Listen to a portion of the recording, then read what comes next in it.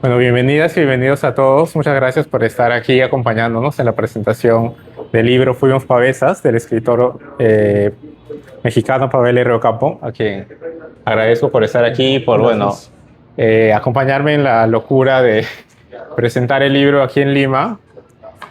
Todo esto básicamente surge porque Pavel me compartió el libro y me gustó mucho, hay muchos elementos que me gustaron de esta publicación. Por eso decidí poder poder compartirla un poco más allá del contexto en el que salió, que fue México, y generar un poco de conversación sobre el libro a partir de miradas un poco diferentes de las que quizá fueron su público más cercano o más inmediato, ¿no? Claro. Así que, Pavel, muchas gracias por estar aquí, por acompañarnos, por darte un tiempo en tu estancia en Lima para comentar sobre el libro. Así que bienvenido. Muchas gracias, Eric.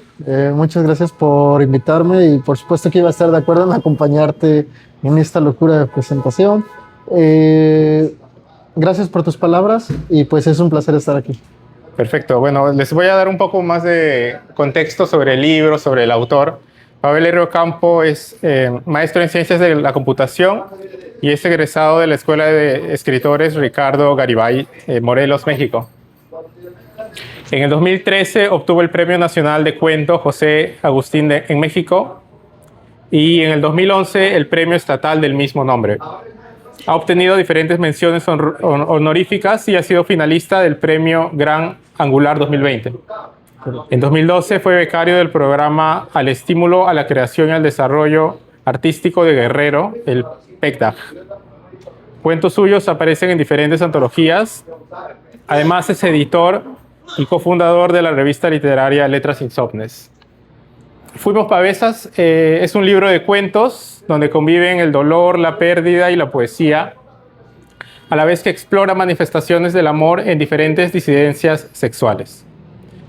Así que quería empezar esta presentación, Pavel, preguntándote sobre qué significa para ti este primer libro de narrativa y cuáles eran esos elementos que querías que estuvieran presentes y que configuraran lo que terminaría siendo Fuimos Pavesas. Háblame un poco de esa relación entre la obra y el autor, esa intersección que se puede encontrar tal vez en esta publicación. Claro, de acuerdo. Bueno, para mí este libro es la consolidación de un trabajo de varios años. Yo escribo desde hace más de 20 años. He estado escribiendo diferentes tipos de texto, desde novela, pasando por cuento, poesía, y he explorado diferentes voces y diferentes temas en mi haber narrativo. Y este libro es para mí como una deuda pagada conmigo mismo y con la literatura. Yo quería aportar no al canon literario, sino a este género de la disidencia sexual, aportando acerca de mi propia experiencia, dándole voz a personajes que creo que merecían una voz, a personajes que radican en lugares de los que poco se habla en México, por ejemplo, y a la vez en que hice esta unión con mi voz poética. Entonces, para mí este libro es la consolidación de muchas cosas. Claro, es donde se amalgaman varios aspectos de tu abordaje literario. Correcto, tu biografía personal o tu interés particular por lo literario, ¿no? Sí, definitivamente. Bueno, el libro contiene 7 cuentos. Además cada cuento se antecede por un poema. Entiendo que son tuyos, ya me detallarás. Y además están enmarcados en lo que son como mapas de espacios o estados o tal vez hasta partes más pequeñas dentro del territorio mexicano. Sí, correcto. Cada cuento, una particularidad que surgió de los cuentos, que en parte creo que sí fue a propósito y en parte no. Para mí este libro nació también con la intención de recuperar ciertos espacios y ciertos nombres, porque creo que hay nombres de ciudades, de diferentes partes del mundo que están hasta mitificadas y que conviven en nuestro saber existencial, como París, por ejemplo, que está súper quemada en la literatura. Y yo quería apropiarme de los espacios en los que he habitado, de los que conozco. Entonces, para mí espacializar las historias en cada uno de estos lugares, que además son lugares no necesariamente importantes de México, pues era un reto y también parte de la deuda que comenté que tenía. La iniciativa de los mapas sale de la editora, que fue algo que notó mientras leyó los cuentos. Salió esta iniciativa de los mapas, justamente son los municipios en donde se desarrollan los cuentos, las historias que están aquí. Y parte de mi interés poético resultó justamente en estos versos o poemas que aparecen enmarcados por estos territorios. Y o sea, era parte de la propuesta mantener, poner los textos poéticos. Surgió durante el trabajo de edición. Okay. Estos poemas fueron en su mayoría escritos para la edición, no tanto durante la hechura de los cuentos, sino más tarde, ya cuando se estaba editando el libro. Claro, y me interesa también ese proceso de creación del libro, desde qué implicancias tuvo, por ejemplo, el trabajo escritural del libro, cómo fue el proceso de escritura, de corrección. O sea, una de las primeras cosas que se da cuenta al acercarse a Fuimos Pavesas es el cuidado en la prosa. Es una prosa como muy trabajada, muy poética, donde se expresa casi como que con palabras muy precisas y se crea un universo particular a partir del lenguaje. Sí. Creo que también es un aspecto importante del libro. Te quería preguntar un poco de cómo termina surgiendo este conjunto de cuentos que son cuentos al final que también dialogan entre sí, como nos has comentado, ¿no? Sí, justamente. Cada cuento me parece que nació por separado, no es que yo los pensara como una unidad de libro, pero al final detrás estaba esta intención de recuperar, como dije, los espacios y nombrar estas disidencias sexuales. Entonces creo que el tema es el que yo tenía detrás, pero no se forjaron como tal los cuentos dentro de esta unidad. La escritura convivió con mi exploración con la poesía. Creo que por eso estos cuentos están inmersos en la poética, en mi propia poética.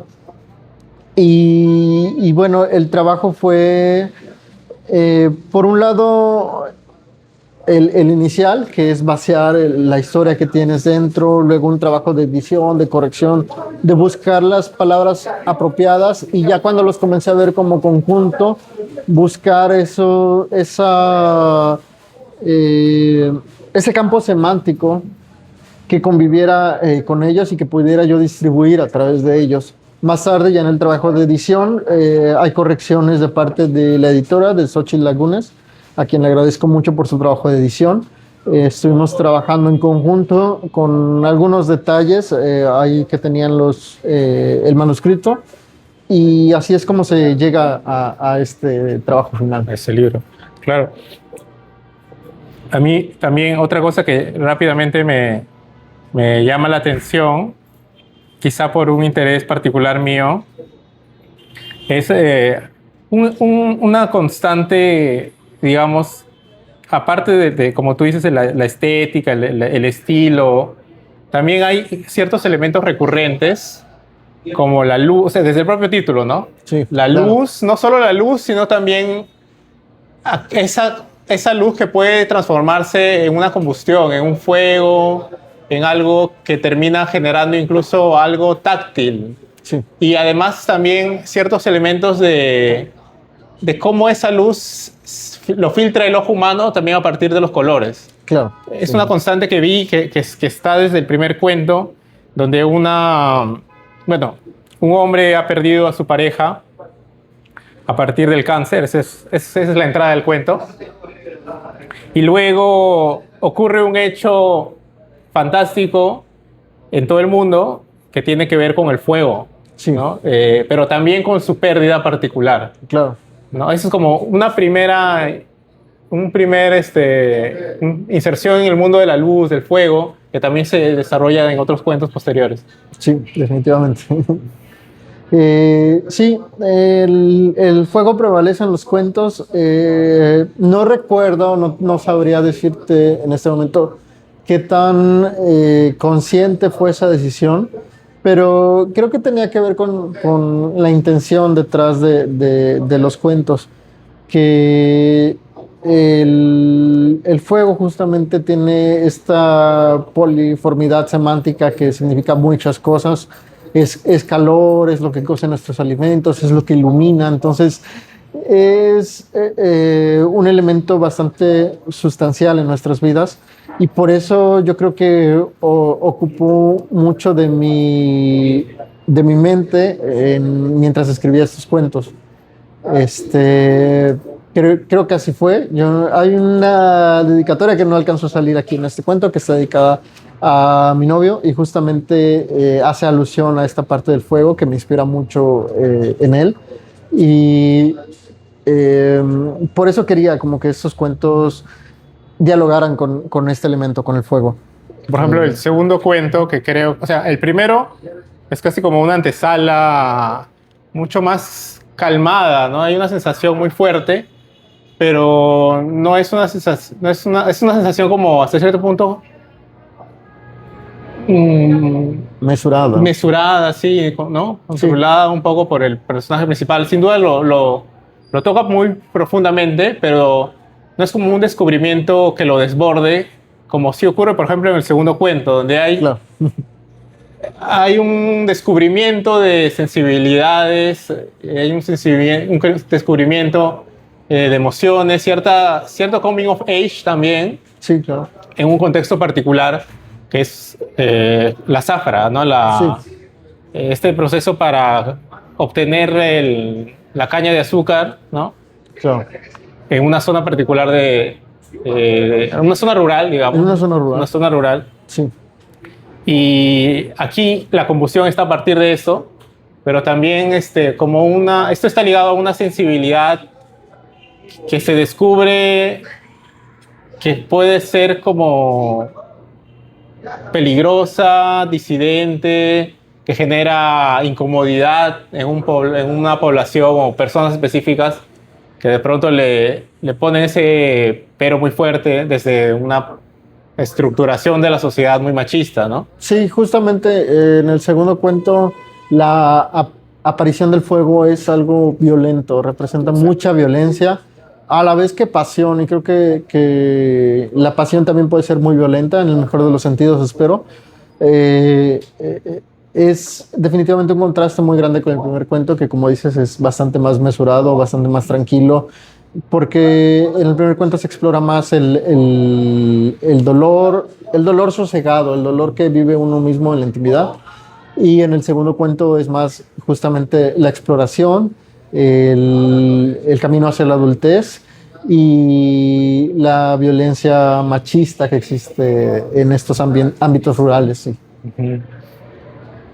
Bueno, este cuento también me parece que es uno de los más largos, pero también, como tú dices, tiene mucha carga emocional. Yo cuando lo leí sentí, y con esto concuerdo con con otras personas que han estado cerca del libro, otro presentador que vi en una presentación virtual, la propia editora, Okay. Comentaron este elemento de lo que dices, ¿no? Esta emoción tan fuerte, que yo lo vinculo también con recursos estéticos Sí.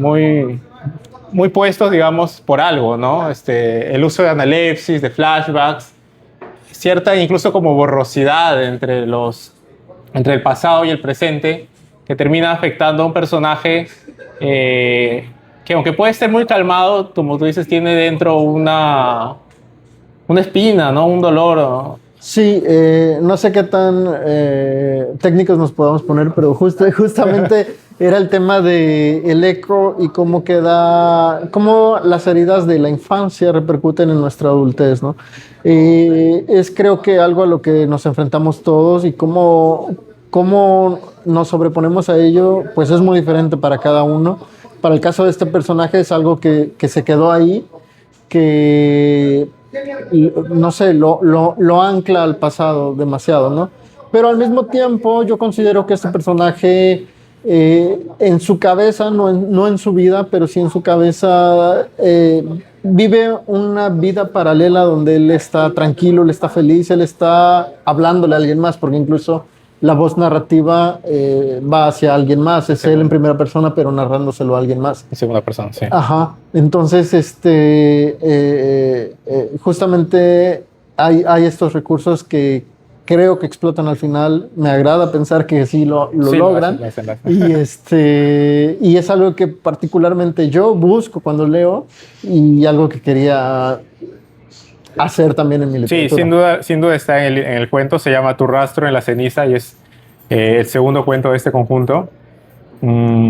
Está también, pues está como decía este personaje que recuerda a alguien de su infancia, pero también tiene muy presente un contexto del presente que, como decimos, es machista, es una sociedad muy como fácilmente identificable porque tal vez tiene su huella en sociedades que compartimos tú y yo en Latinoamérica, por ejemplo, ¿no? Sí, y creo que se extienden a otros territorios también del primer mundo, pero justamente en el primer mundo lo que pasa es que son menos visibles estas ruralidades, han aprendido a no verlas más que nosotros, y nosotros como latinoamericanos creo que somos más conscientes de la ruralidad y de lo que existe a nuestro alrededor de las ciudades tal vez, no me quiero excluir. Entonces es un tema universal hasta cierto punto. El tercer cuento se llama Las luces y yo creo que yo destaco aquí algo que está en todo el conjunto, en algunos cuentos más que en otros, y en algunos cuentos se vuelve ya algo directamente no mimético, fantástico, por así decirlo, pero hay un componente de lo que yo podría llamar como lo ominoso o incluso lo insólito.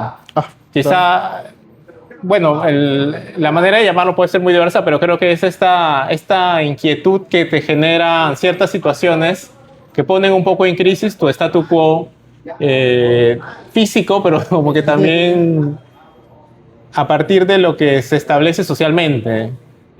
Sí, justamente en ese cuento es las luces.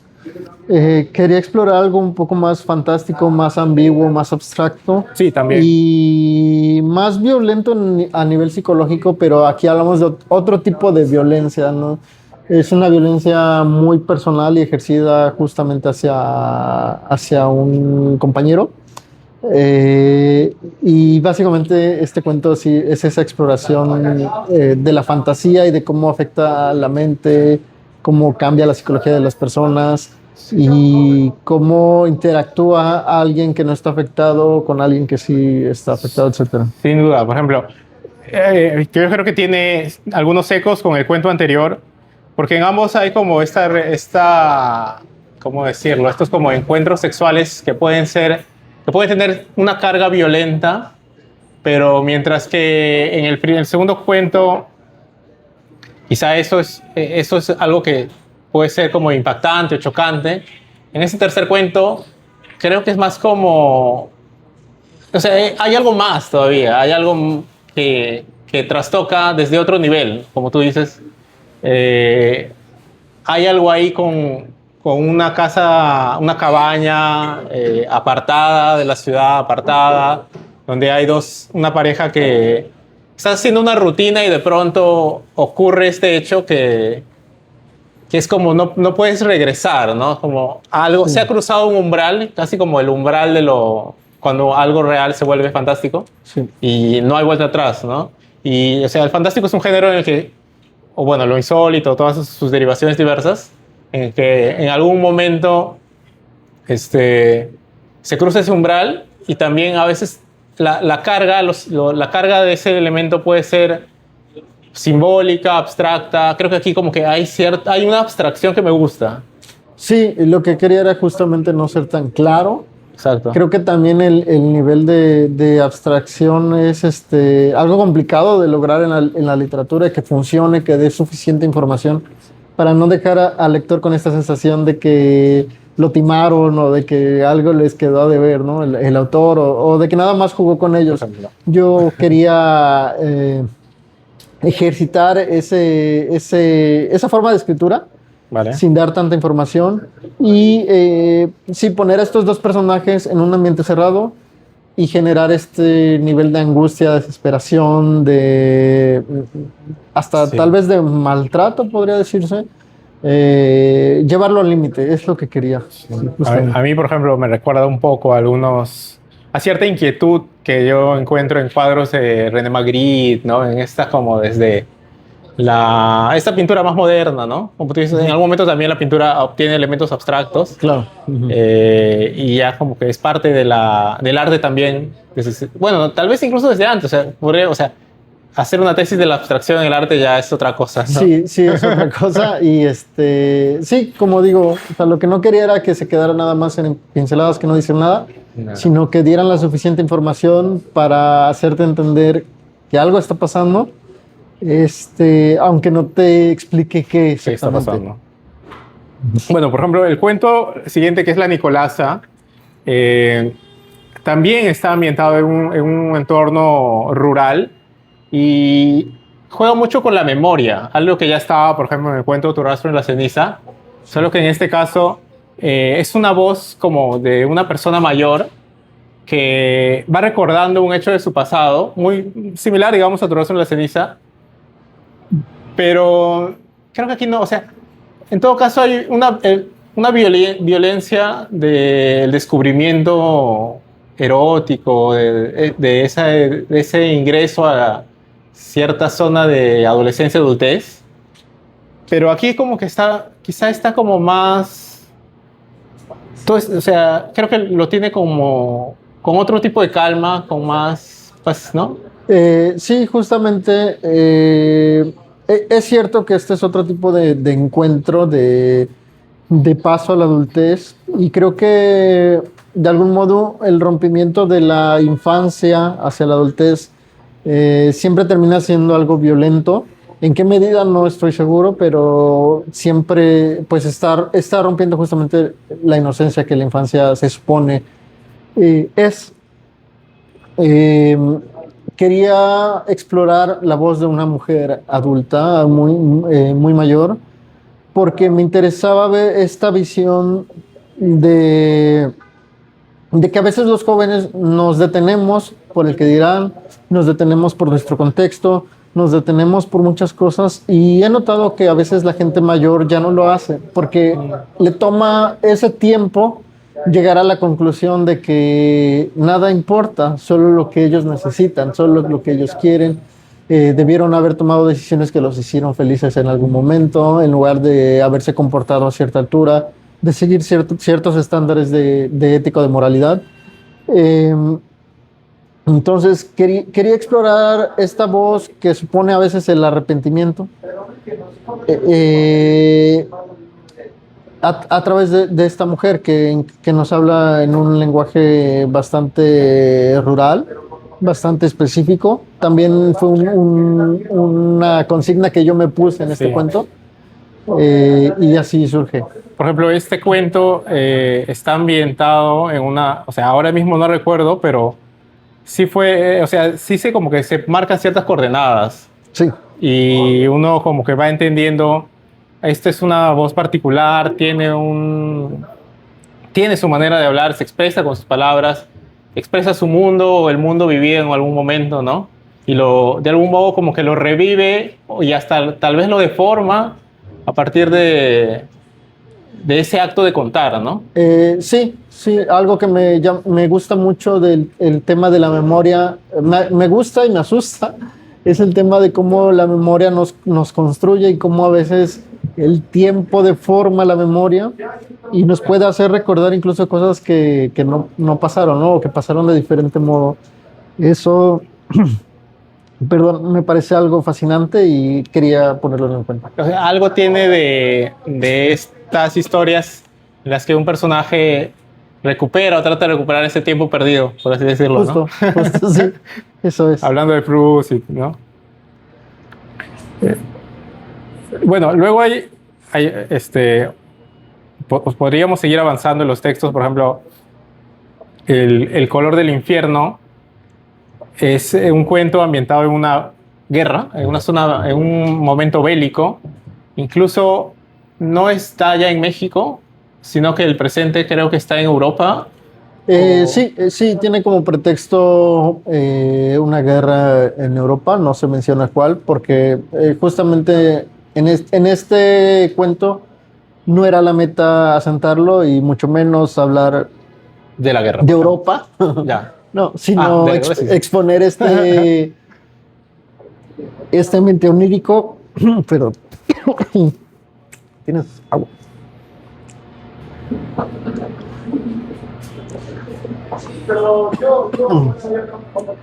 Sí, perdón, sí, exponer este ambiente onírico. Exacto. Era la intención. Bueno, más o menos el texto se acerca a dos personajes jóvenes que están en este momento bélico, y es un momento muy crítico porque están muy cerca, casi que los está tocando y se los quiere llevar la parca, ¿no? ¿Cómo le llaman en México a este personaje? Sí, la parca. La parca, ¿no? Y eso también es una manera de ingresar a este terreno perdido, a estos momentos álgidos y bellos que uno recuerda, quizá en los momentos más drásticos. Sí, era justamente conformar este ambiente, como digo, onírico, que creo que lo onírico y la memoria siempre están juntas. Y sí, tenía esta intención de recorrer con la memoria ciertos instantes, incluso se mencionan nombres que no corresponden, y pues era la intención. Exacto. Bueno, ahora centrémonos en un aspecto que, como ya hemos ido abordando y tú lo has comentado, es el de la disidencia, el elemento de la disidencia sexual, está como afecto que pone en crisis, bueno, que incomoda, ¿no? a la sociedad más conservadora. En parte también se debe quizá que los propios personajes terminan un poco incómodos también de descubrir esos elementos alrededor de ellos, o como parte de quizá de una identidad que los toma por sorpresa, o incluso conocen algo de ellos mismos que no estaba en un primer momento en su radar, ¿no? Sí. Por ejemplo, en el cuento de la percepción de color, en los mismos cuentos de Tu rastro en la ceniza, La Nicolasa. ¿Qué interrogantes particulares te puede generar, por ejemplo, esta mezcla, no solo desde la disidencia, sino también desde cierto tránsito o cierta conexión con la inocencia, la culpa, ¿no? Lo secreto? Creo que mi intención era dejar claro que la identidad es tal cual. Ay, sí. No hay como un momento en el que alguien se convierta en otra cosa. Y por eso los personajes tienen a veces esta idea de descubrimiento, de que se dan cuenta de que siempre fueron algo, o de que siempre tenían esta otra identidad dentro de ellos, quizás a lo que se habían imaginado, a lo que habían pensado. Para mí era como que dejar en claro eso, pero... Ay.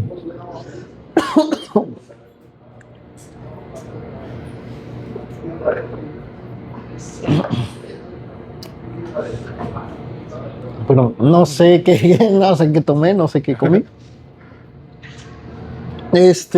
Bueno, en general era eso, dar voz a diferentes tipos de disidencias. Y No sé, o sea, no pelearme con ellas, no decir las cosas son a fuerzas blancas o negras, porque ni siquiera es como que un personaje es a fuerzas homosexual, sino que su sexualidad es hasta cierto punto fluida o inclasificable, que es lo Por que a mí me ejemplo, interesa. por ejemplo, o en todo caso, es algo que ellos sienten y en algún momento lo sienten tan honestamente que se dejan llevar Sí. para explorar también hacia dónde los lleva, ¿no? Sí, justamente, yo creo firmemente en eso, en dejarnos llevar.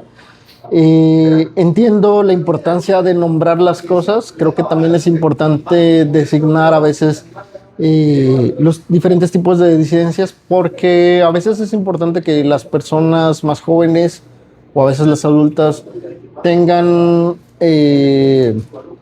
lugares para identificarse. Por ejemplo, claro. Sí, entonces creo que de ahí viene la importancia de nombrar, pero para mí la importancia de lo que yo quería contar está en otro lado, Claro. que justamente es en este asombro, en dejarse llevar, en fluir sin encasillarme. Sí, o sea, es algo que le pasa a esta pareja que protagoniza el cuento La percepción del color, Justo, que todo empieza como de una manera, quizá ellos quieren simplemente salir de sus rutinas, pasear un poco, deciden hacer un viaje a Acapulco, que y digamos que es un Acapulco que tiene interconexión con el narcotráfico, ¿no? O sea, hay algo ahí como del pasado, bueno, no sé si la imagen actual de Acapulco en México, pero les promete cierto disfrute vacacional, cierta relajación, y es allí donde terminan también encontrando, bueno, terminan en una situación en las que los llevan a una de paseo, ¿no? De viaje, de tour, digamos, a una isla para que estén relajados, ¿no? Pero de pronto el servicio es tan, bueno, es malo y los dejan, ¿no? Los dejan ahí varados. sí, Y ahí es cuando aparece, luego de un accidente incluso, porque el protagonista se golpea la cabeza y cuando despierta, aunque digamos este cuento puede leerse desde una perspectiva realista, no deja de tener este elemento ominoso que te digo. O sea, es realista, pero en algún momento, luego de despertar de un accidente, aparece un personaje sí. que es parte fundamental también del desarrollo posterior de la trama, ¿no? Sí, aparece este Adonis, justamente que es como una aparición, es como despertar a un sueño y sí, tiene esta intención. Ese cuento es otro tipo de deuda que tengo con el territorio, que es con Ok. Acapulco. Yo soy originario de Acapulco y me interesa retratarlo tal cual lo veo, no como un lugar de vacaciones perfecto, no como un lugar de fiestas, pero con todas sus imperfecciones. Sí, y eso también me hace retomar el tema del territorio. Como estábamos comentando, cada cuento se enmarca en territorios específicos de México. Y quizá para un público que no es de México, este, no, yo particularmente, más bien, me dio como un pie a poder averiguar un poco más, ¿no? Me interesaba, por ejemplo, saber qué zona era en la que ocurría cada cuento. Sí, Creo yo que quizá para quien no conoce México como los mexicanos o quienes habitan allí, el libro no deja de ser también una suerte de invitación y como tú dices, no sé si un retrato o un abordaje que lo toma en cuenta, ¿no? Que toma en cuenta sí, sí. esos escenarios. Me pasó, he tenido oportunidad de viajar, fui a París, justamente que te mencionaba, y en París me encontré calles que se mencionan en cuentos, por ejemplo, de Cortázar, etcétera, ¿no? Entonces, como dije, para mí tengo esta deuda con mi territorio, de rescatar mis espacios, y quién quita que en algún momento algún lector vaya a decir, ah, aquí es donde ocurre tal historia. O sea, y eso es algo que sé que no puedo hacer solo, ¿no? Pero que como autor es una especie de meta o una especie de gusto que me quiero dar. Claro, o sea, es como estas narraciones que están ligados a espacios. Por ejemplo, pienso Sí. en Joyce, en Dublineses, ¿no? Claro. Incluso aquí también, por ejemplo, autores muy realistas o que han trabajado mucho la ciudad, como Ribeiro, Vargas Llosa, también terminan despertando como cierto interés para los públicos, ¿no? Sí. Desde lo topográfico. Sí, sí. Y ahí yo eso es algo que también veo en el texto que fuimos pavesas, ¿no? Sí, creo que no se ancla al lugar, pero definitivamente es un pretexto muy bonito para mí para poder contar algo. Sí, sin duda. Y bueno, cuéntame un poco sobre la tradición o sobre esta manera en que se aborda desde, puede ser tan diversa, pero aspectos que tú conoces tal vez de la literatura mexicana en relación con la diversidad sexual, la disidencia sexual, historias desde lo gay, lo queer, eh, quizá también ese vínculo con por ejemplo, lo fantástico, lo insólito. Sí, creo que hay una tradición y tiene que ver mucho con nuestra situación actual, en general en el mundo, no tanto en México, en donde los libros más clásicos o que permearon mucho en la literatura mexicana son estos libros que nos hablan de personajes rechazados, de personajes que se enfrentaban a discriminaciones, de personajes que tenían que recurrir a la prostitución o que se veían envueltos en estos ámbitos, ¿no? Marginales, Sí, o claro. marginados. Marginados. Y que un tiempo después, cuando viene la pandemia del SIDA, pues hay otro boom de literatura, ¿no? En México. Y creo que esa es como la literatura más sólida en México en cuanto a lo queer. Sin embargo, hay voces que están explorando ahora nuevas formas donde le estamos dando justamente un nuevo espacio a lo queer. Yo creo que todavía responde un poco a los géneros pasados, pero ahorita yo creo que en términos globales estamos buscando ese lugar, a dónde va a pertenecer o a dónde va a dialogar la literatura queer, que no es, ya que no respondamos, ¿no? a problemas sociales tan localizados, sino que se cree un nicho propio. Claro, porque también tiene que ver con la manera en que entendemos lo literario, o cómo las ciencias sociales o las ciencias humanas se acercan al texto literario. No se trata solo como de que sea una tesis sociológica, ¿no? Sí, no nada más que sea una crítica, con lo que digo, que no solo sea una crítica o una respuesta, Exacto. sino que busque otros lugares. Y creo que es lo que está pasando ahorita. A pesar de que siempre hay algo para criticar o para comentar en nuestra sociedad, creo que eso siempre va a pasar y no estoy peleado con hacerlo, claro que no. Lo que digo es que estamos buscando nuevas formas, ¿no? Porque ahora que lo gay, por ejemplo, es más aceptado, no voy a decir que sea totalmente aceptado, pero que es más aceptado, ya el cuento o la novela de este personaje que nadie acepta, que todos discriminan, etcétera, pudiera ser que ya no sea tan importante como lo fue hace 15 años, ¿no? Eso no representa que sea menos valioso, sino simplemente que vamos a tener que encontrar cosas nuevas de las que hablar. Claro, y es muy, o sea, y las vamos a encontrar porque sigue ocurriendo la discriminación, ese, digamos, cómo incluso infancias o adolescencias descubren y existe aún, o tiene sentido narrar todavía el rechazo social, familiar, el asombro primigenio de no entender, ¿no? Sí, claro. Pero a la par, y también están en estos textos, esa como emoción y efusividad que puede ser descubrir fibras tuyas donde palpitas al máximo y eres muy feliz, Sí. ¿no? Sí, y es que hay un amplio espectro de posibilidades desde la discriminación hasta la felicidad, ¿no? O sea, creo que vamos a introducirnos en diferentes géneros. Conozco a Héctor Justino Hernández, que es un autor mexicano que exploró cuentos de ciencia ficción desde lo queer. Me parece muy interesante que haya adoptado esa perspectiva para abordarlo, la ciencia ficción. Eh,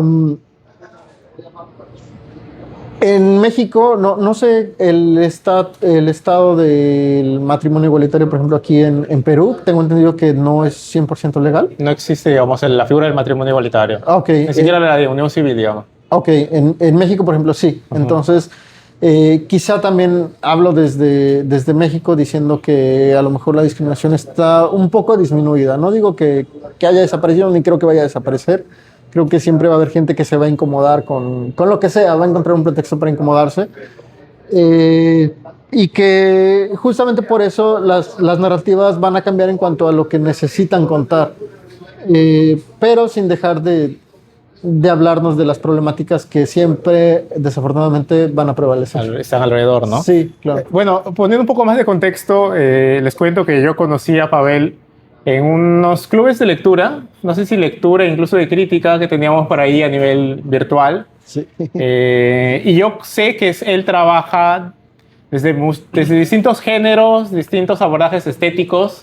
Te he leído cuentos, fragmentos de novela, incluso una novela que tenía como elementos de épica juvenil. Sí. Pero como nos has comentado antes, insertabas igual elementos de la cultura mexicana, sí, o de la cultura que es tuya, ¿no? Sí, sí. En ese sentido, me gustaría también resaltar la versatilidad de tu trabajo, y aunque esta es una muestra particular de tu trabajo, creo que también tú tienes muchas maneras de contar historias. Y no, Sí. o sea, creo que parte también tuya no es solo el trabajo con la palabra, sino también con las narrativas, ¿no? Sí, sí, definitivamente un problema que tengo grande cuando conozco sobre todo los escritores son los que me han preguntado qué género escribo. Y la verdad es que no creo poderme encasillar en un género. Justamente hay este tipo de narrativa más fantástica, está la poética, hay temas más realistas que manejo. Por ejemplo, pasa desde el drama a lo psicodélico. Entonces, lo que me interesa a mí no es tanto encasillarme o pensar en términos de género, sino en términos de historias. Y muchas veces es lo que la historia necesite para ser contada. A veces necesita ser contada a través de un thriller, a veces necesita ser contada a través de un poema. Entonces, porque también hago poesía. Y sí, entonces ahí es como que esa exploración en la narrativa, en las necesidades de las historias. Bueno, Pavel, y tú estás ahora aquí en Perú, también has estado en otros países de Latinoamérica. Me gustaría como saber un poquito más quizá de esa curiosidad tuya como lector a partir de claro. otras tradiciones, tu interés actual. Sí, a mí siempre me interesa cuando viajo es conocer la escritura local. A veces con libreros llego y pregunto qué se escribe aquí, autores de este país, quiero saber. Y me he encontrado en algunas librerías gente muy amable que inmediatamente me recomiendan libros. Hay algunos que me recomiendan autores ya consolidados y que son de amplia distribución y que sí encuentro en México, y hay otros que no. Por lo regular trato de irme a las editoriales pequeñas, que son justamente las que no tienen esa posibilidad de distribuirse y de llegar hasta allá. Siempre acudo a personas también, como en este caso que acudí a ti para recomendaciones. Hemos estado paseando por Quilca, por esta zona donde ven muchos libros. Y así he encontrado voces bastante interesantes. Creo que mi último botín fue de Chile y de Argentina, que regresé a México con 40 libros. Wow. Que no he terminado de leer, estoy leyéndolos, la verdad es que voy muy lento, pero estoy descubriendo voces, propuestas bastante interesantes, y creo que hay un valor muy especial en lo que es local, en lo que no se distribuye a gran escala, porque a veces esas distribuciones piensan más en términos económicos que en términos literarios o artísticos. Y bueno, esa ha sido hasta ahora mi búsqueda. Igual me parece que entre editoriales independientes por ejemplo, en Latinoamérica, se van creando pequeñas redes, tal vez no oficiales desde las librerías, pero tal vez en esos intercambios virtuales de festivales, ¿no?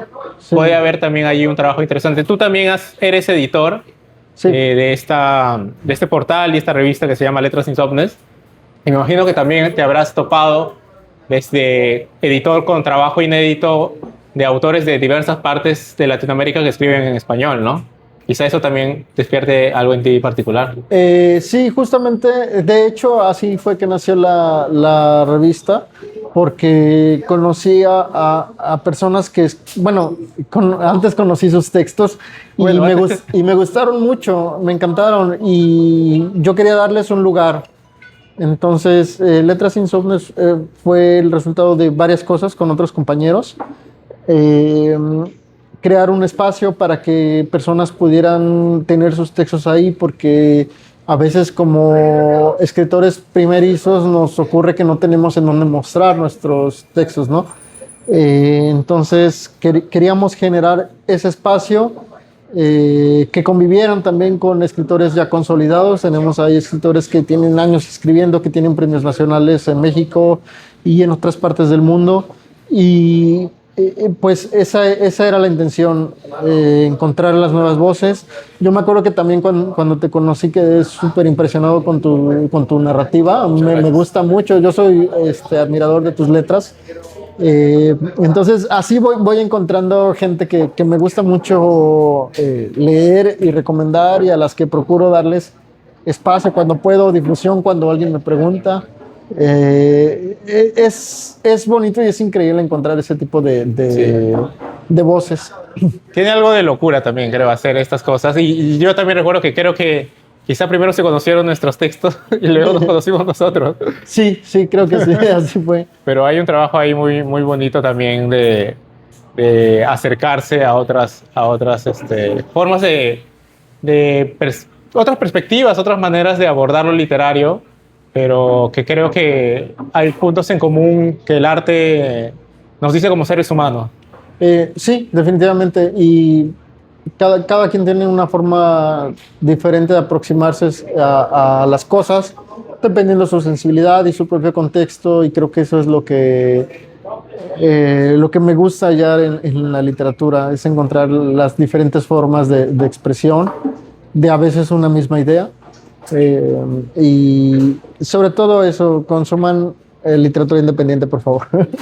Por último, Pavel, te quería preguntar sobre, bueno, el rol que tú ves del escritor latinoamericano y cómo es el contexto en el que se enmarca, ¿no? Quizás, bueno, aquí digamos que no hay tantos como estímulos nacionales. De a poco se van creando algunos premios están consolidados, pero básicamente no hay una oferta tan grande de premios para los autores.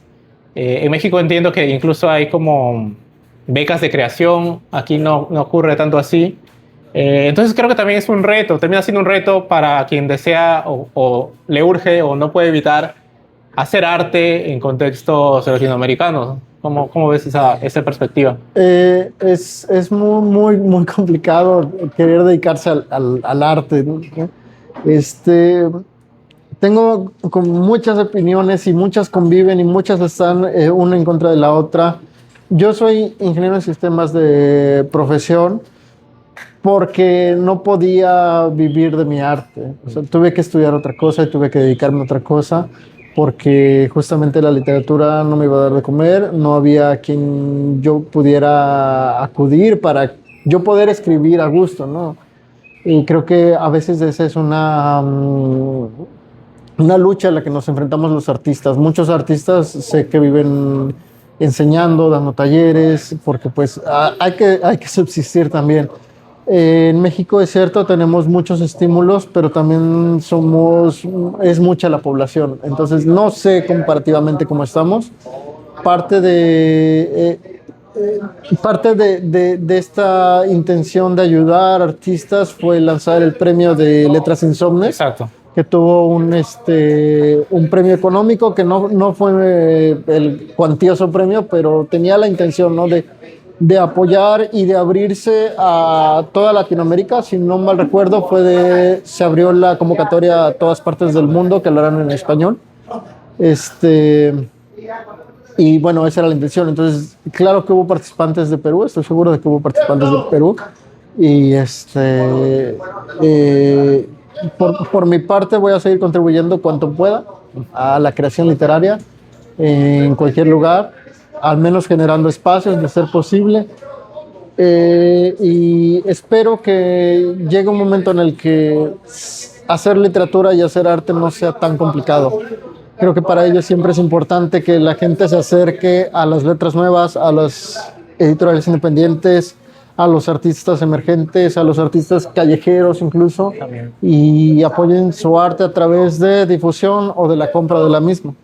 Sin duda. Bueno, muchas gracias, Pavel, por poder acompañarnos y poder hacer esta presentación. Gracias. Creo que es la primera presentación internacional del libro fuera del libro Fuimos Pavesas, y espero que vengan muchas más. Yo realmente recomiendo el libro porque como lector y incluso como escritor estoy asombrado de tu talento, de tu trabajo, porque no solo se trata de que la musa venga y te inspire, sino como de sentarse a trabajar y de verdad hacer lo que aquí se llama, bueno, ya también creo la chamba, o sea, ponerse y trabajar duro para que los textos puedan expresar lo que queremos y una sensibilidad, ¿no? que sin duda puede decirle algo a los lectores, o eso esperamos que ocurra. Estoy muy feliz de poder tener tu libro en mis manos. Muchas gracias también por acompañarnos, y te quería pedir si nos pudieras leer un pequeño fragmento, el que tú quieras, de este texto. Claro, déjame ver qué fragmento. ¿Qué te parece si primero yo leo uno hasta que tú escoges uno? ¿Está bien? De acuerdo. Leeré parte de las luces. Las luces. Silencio, como el del cedro de las paredes, como el que escurre por sus laberínticas estrías. Me he fundido con él, como el frío que se escarcha entre los pinos, gris, denso, como el silencio que se impregna en los vidrios cuando abro los ojos y Matías ya no está al amanecer. Me asomo por la ventana y busco su silueta en la proximidad de la cabaña, entre los altos pinos y su brumoso límite. Matías no está, siempre desaparece a esta hora. Voy descalzo hacia la cocina, pongo el café, revuelvo los huevos y los frío. El calor salpica su olor a mantequilla. Matías, lo escucho en los escalones, seguido de un portazo porque el marco está atorado. Entra envuelto en un rompevientos negro. Trae el hacha consigo. No nos decimos nada. 6 meses de buenos días han sido suficientes. 6 meses bastaron para agotar las palabras, para enflaquecer la voz hasta deteriorarla. Dispongo los platos. Él deja el hacha en la mesa y prepara su taza de café. Nos sentamos y comemos. Recorro con la vista su abundante barba de pelambre rojizo, mojada por el clima, el café o su propia saliva. Sus ojos irritados porque otra vez no ha podido dormir. Ojos rojos donde la chimenea refleja un fuego que no existe. No lo entiendo.